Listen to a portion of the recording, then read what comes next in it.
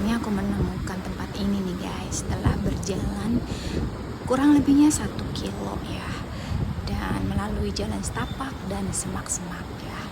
Nah ini pantainya ini bener-bener masih alami ya, pasirnya yang putih dan lautnya yang biru, dan ini aku bener-bener sendiri di sini guys.